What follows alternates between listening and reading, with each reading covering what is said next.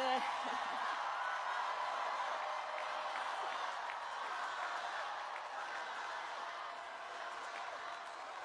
Good afternoon, everyone. Good afternoon.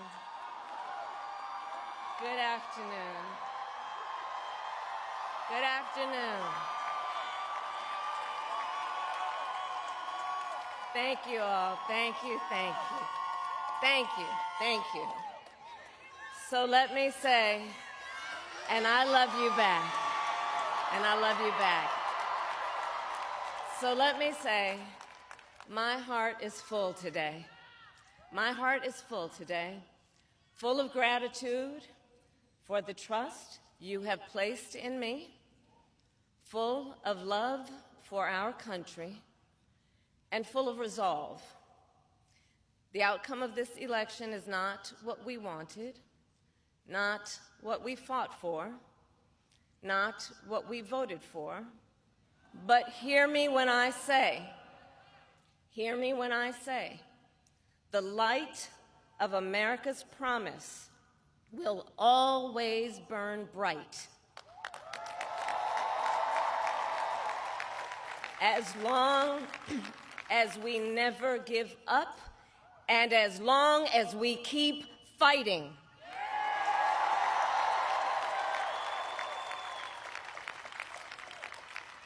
To my beloved Doug and our family, I love you so very much.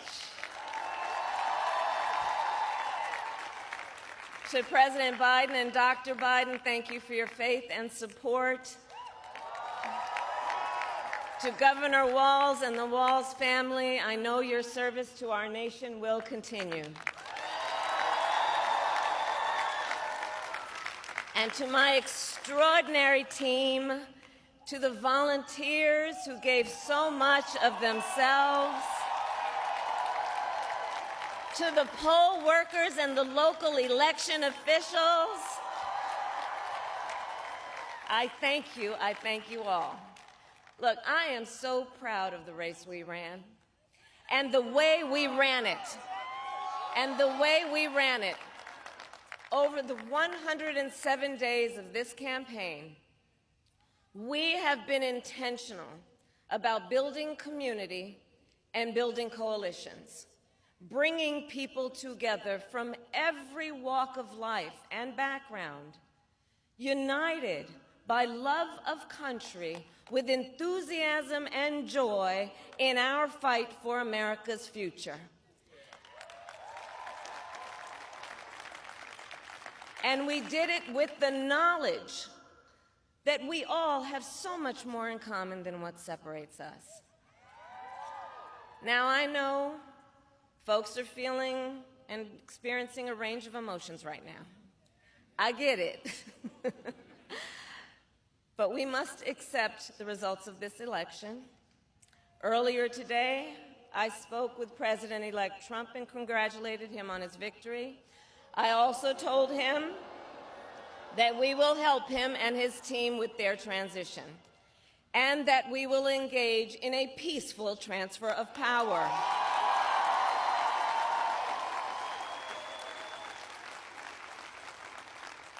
A fundamental principle of American democracy is that when we lose an election, we accept the results. That principle, as much as any other, distinguishes democracy from monarchy or tyranny. And anyone who seeks the public trust must honor it. At the same time, in our nation, we owe loyalty not to a president or a party, but to the Constitution of the United States.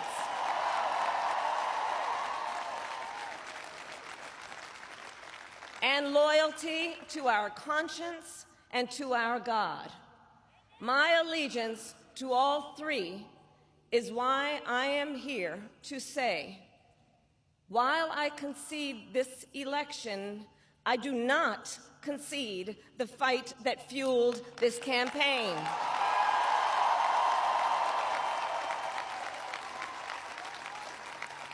The fight for freedom, for opportunity, for fairness, and the dignity of all people, a fight for the ideals at the heart of our nation, the ideals that reflect America at our best.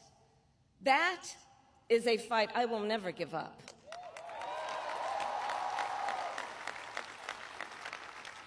I will never give up the fight for a future where Americans can pursue their dreams, ambitions, and aspirations, where the women of America have the freedom to make decisions about their own body and not have their government telling them what to do.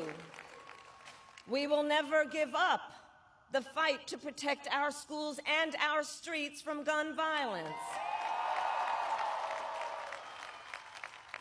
And America, we will never give up the fight for our democracy, for the rule of law, for equal justice, and for the sacred idea that every one of us, no matter who we are or where we start out, has certain fundamental rights and freedoms that must be respected and upheld.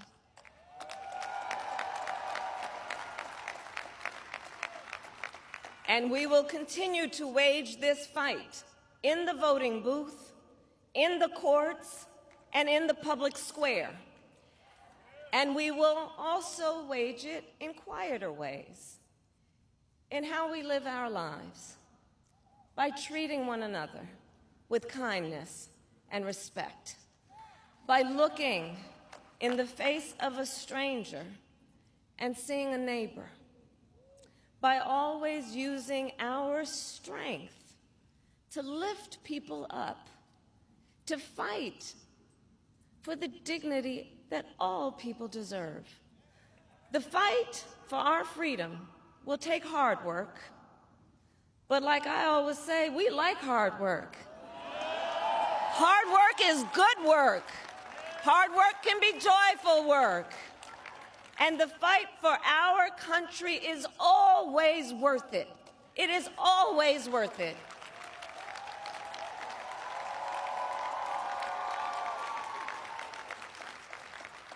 To the young people who are watching, it is, I love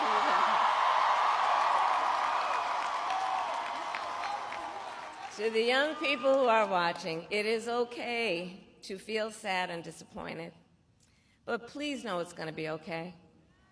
On the campaign, I would often say, when we fight, we win. But here's the thing. Sometimes the fight takes a while. That doesn't mean we won't win. That doesn't mean we won't win. The important thing is don't ever give up. Don't ever give up. Don't ever stop trying to make the world a better place. You have power. You have power. And don't you ever listen when anyone tells you something is impossible because it has never been done before.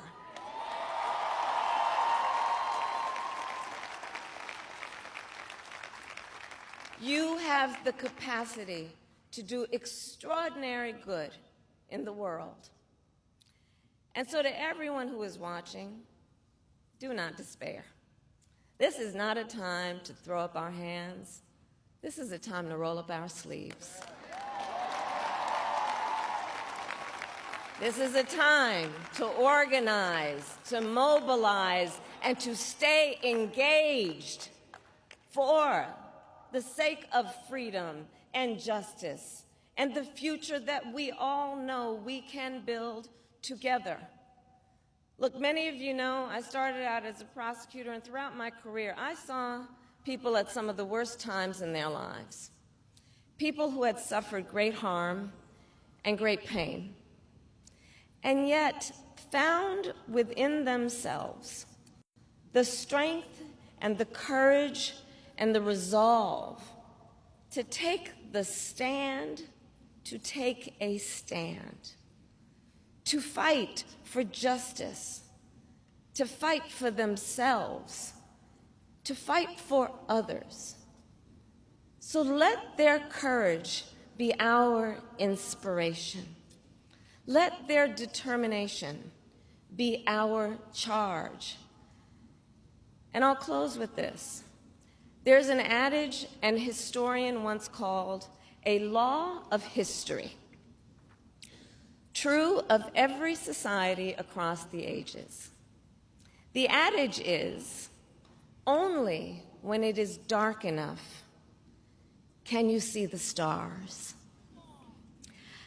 I know many people feel like we are entering a dark time, but for the benefit of us all, I hope that is not the case. But here's the thing, America, if it is, let us fill the sky with the light of a brilliant, brilliant billion of stars. The light of optimism, of faith, of truth, and service.